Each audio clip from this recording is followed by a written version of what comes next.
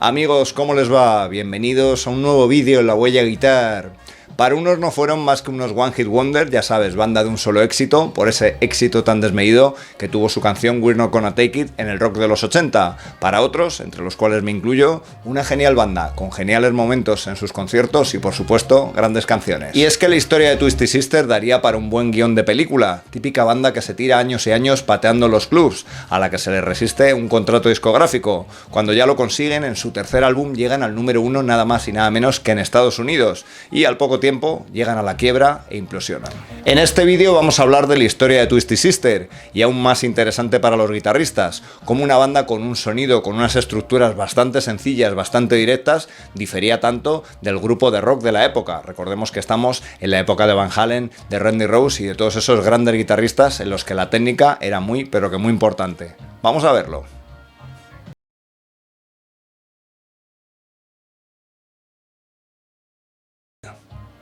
Como comentábamos antes, Twisted Sister era una banda muy curtida a los escenarios, que llevaba años tocando pues en pubs, en locales que solían llenar y arrasar, ¿no? Estamos hablando de que tocaban en 3 estados como por ejemplo New Jersey, Nueva York y Connecticut, ¿no? Una banda muy popular, como digo, pero a la que se le resistía el contrato discográfico, seguramente porque su música no tenía mucho que ver con lo que las discográficas buscaban a finales de los 70. Si hubo un punto desde luego de inflexión para la banda en el que empezó a cambiar su suerte, fue con la entrada de su frontman, Dee Snider. No solo con él ganaban un frontman de personalidad arrolladora y de potente voz, era un auténtico showman en los conciertos y algo todavía mucho mejor, componía canciones, sabía componer canciones, y esto hizo que el grupo empezara a cambiar su sonido. Si anteriormente Twisted Sister, podríamos decir, era una banda influenciada por el glam, con bandas como por ejemplo Alice Cooper o el mismo David Bowie, pasaría en un rollo mucho más metalero, ya que Dee Snider pues era todo un fan de este tipo de música, ¿no? Con grupos como por ejemplo Led Zeppelin o Black Sabbath. Si escuchas su tema Destroyer, verás un poco esa influencia de los Sabbath en ellos.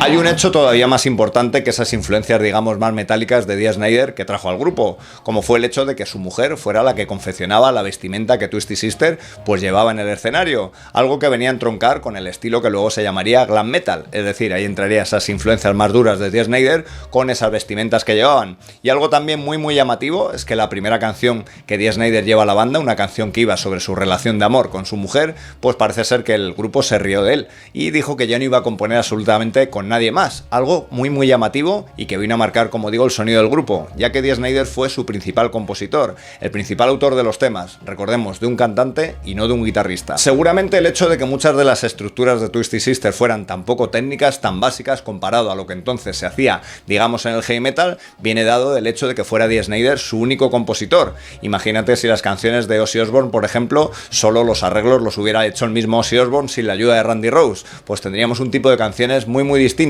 Es lo que pasa con algunas de sus canciones de aquella primera época y que estarían en su primer disco, Under the Blade.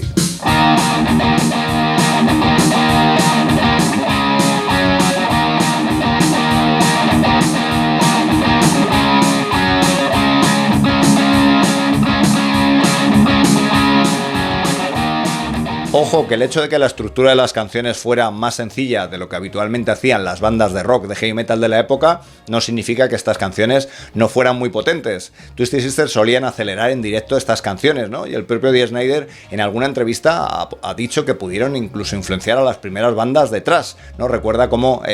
músicos como por ejemplo Scott Ian o gente de Testament estaban en el escenario viendo a Twisted Sister cuando todavía no habían formado sus bandas y que ya tomaban nota seguramente de ese sonido tan crudo y tan veloz. Aunque Twisted Sister eran capaces de llenar cada noche salas de 3.000, 5.000 personas durante años, eran incapaces de conseguir ese primer contrato discográfico que les pusiera en el mapa, e hicieron grande aquel lema que se suele decir de que nadie es profeta en su tierra. Alguien les aconsejó lo de irse a Inglaterra, que era un país entonces floreciente en cuanto a la nueva escena de heavy metal, y fue lo que hicieron, y allí contactaron con la primera discográfica, digamos, que se interesó seriamente por ellos, Secret Records. Esta discográfica no solo no era una gran discográfica, sino que era una discográfica de música punk. Prácticamente su catálogo estaba repleto de este tipo de grupos, con este estilo, algo que parece que choca con la música que conocemos de Twisted Sister, aunque por ejemplo a su guitarrista JJ no le extraña nada, ya que dice que cuando escuchaba los directos de Twisted Sister, con ese sonido tan crudo, como decíamos antes, sencillo y contundente, pues entroncaba más casi con la música punk que por supuesto con el heavy metal que se hacía en la época. Sería un país como Inglaterra el que daría su mayor oportunidad a Twisted Sister, no solo por encontrar una discográfica con la que grabar,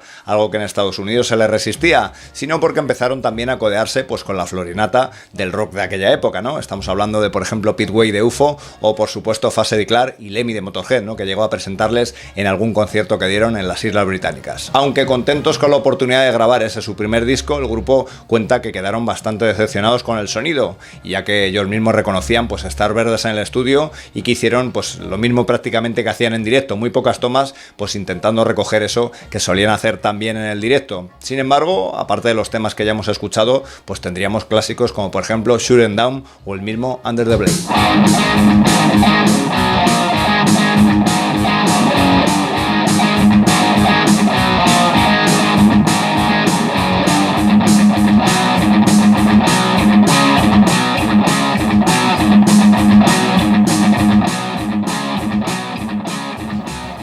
Aunque el disco no llegaría muy lejos, seguramente por la falta de promoción que tuvo, recordemos que estaban en una discográfica muy pequeñita, lo cierto es que en él ya podemos ver pues esos esbozos de lo que sería una típica canción de Dee Snider y Twisted Sister, ¿no? Si recordamos alguna de las melodías que aparecen en este primer Under the Blade, nos puede recordar ese sonido, digamos, más alegre de sonidos como los que después escucharíamos en We're Not Gonna Take It.